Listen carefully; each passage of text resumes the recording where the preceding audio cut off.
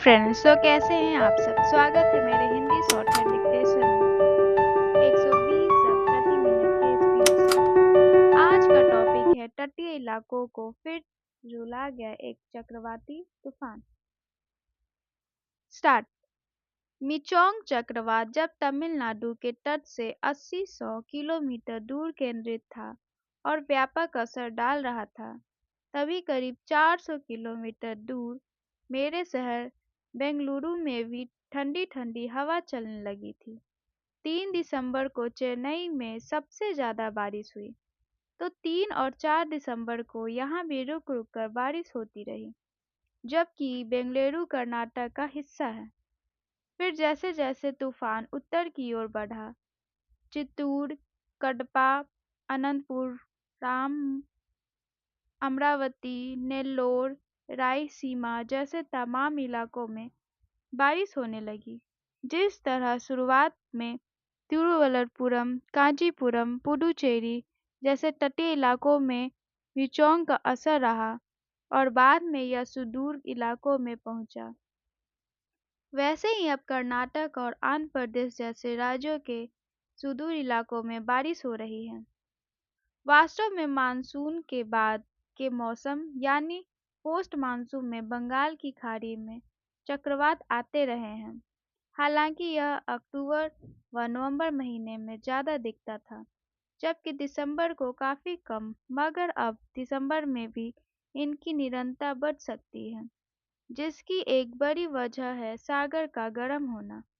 Global warming की वजह से समुद्रों में गर्मी अवशोषित करने की क्षमता बढ़ गई है, ठीक हमारी आबोहवा की तरह, जो अब ज़्यादा गर्मी अवशोषित करने लगी है। इस कारण जब कभी चक्रवात या दबाव का क्षेत्र बनता है, तो समुद्री ऊर्जा से उसे ज़्यादा मारक बना देती है। इस बार पिछले एक महीने में बंगाल की खाड़ी में कम दबाव का क्षेत्र लगातार बन रहा था। अल नीनो वर्षा में उत्तर पूर्व मानसून के असमान होने की बात भी कही जा रही थी। इन सब का ही एक नतीजा मिचोंग चक्रवात है। तमिलनाडु में सिर्फ चेन्नई के इलाकों में 1 से 4 दिसंबर के बीच कई जगहों पर 50 से 60 सेंटीमीटर तक बारिश हुई, जो काफ़ी ज़्यादा है। इस तूफान में मछुआरों के अलावा दक्षिण के किसानों को भी काफ़ी नुकसान पहुंचाया है। यह खरीफ की कटाई का मौसम है। खेतों में धान की फसल अंत में हफ्ते डेढ़ हफ्ते सूखने के लिए छोड़ दी जाती है, मगर इस तूफान ने धान की बोलियों को जमीन पर गिरा दिया है। गोदावरी, कावेरी, कृष्णा, नेल्लोर जैसे आंध्र प्रदेश व तमिलनाडु के तटवर्ती इलाकों के डेल्टा क्षेत्र धान के लिए प्रसिद्ध रहे हैं, मगर यहाँ के किसानों के हाथ सिवाय मायूसी के कुछ भी नहीं है।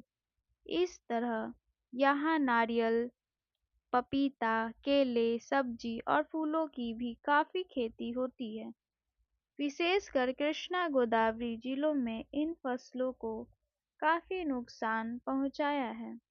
अब तो तेलंगाना में भी किसानों को चक्रवाती बारिश चोट पहुंचा रही है। क्या ऐसे तूफानों से बचा जा सकता है? जाहिर है, सबसे पहले हमें जलवायु परिवर्तन से निपटना होगा और ऐसे उपाय करने होंगे कि ग्लोबल वार्मिंग कम से कम असरअंदाज हो सके।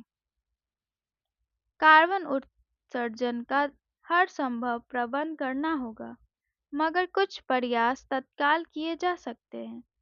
मिसाल के तौर पर चक्रवात के बनने का पूर्वानुमान यानी साइक्लोजेनेसिस व सिर्फ समय पर प्रसारित हो, बल्कि निचले स्तर तक यह सूचना जाए।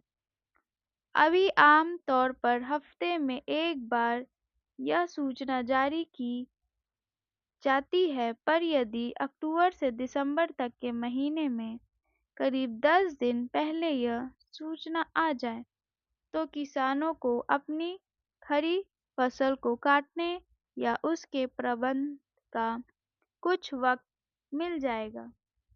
इसके लिए कृषि विभाग और मौसम विभाग के समय से एक तंत्र बनाना चाहिए, जो ठीक उसी तरह का तंत्र हो सकता है जैसे कभी आपदा प्रबंधन का है। आपदा प्रबंधन के तहत जैसे ही किसी आपदा की सूचना आती है, तो जिन जिन इलाकों में जान माल के प्रभावित होने की आशंका होती है, वहाँ के लोगों व मवेशियों को तुरंत सुरक्षित स्थान पर पहुँचा दिया जाता है। प्रभावित इलाकों में आश्रय गृह भी बनाए जाने चाहिए। दरअसल तटवर्ती इलाकों में मछुआरों का रहना मजबूती भी है, इसीलिए गांव में पक्का मकान होने के बावजूद यहाँ के कच्चे मकान में रहते हैं। अगर चक्रवात की सूचना मिलते ही उनको शेल्टर हाउस भेज दिया जाए, तो विशेष तौर पर चक्रवात के खिलाफ बनाए गए हो तो इंसानी जान का नुकसान हम काफ़ी कम कर सकते हैं। इसके लिए भी समग्र प्रयास की दरकार होगी। समाप्त। ये डिक्टेशन आप सबको कैसी लगी मुझे कमेंट में ज़रूर बताएं और लाइक सब्सक्राइब करना तो बिल्कुल भी ना भूलें। धन्यवाद।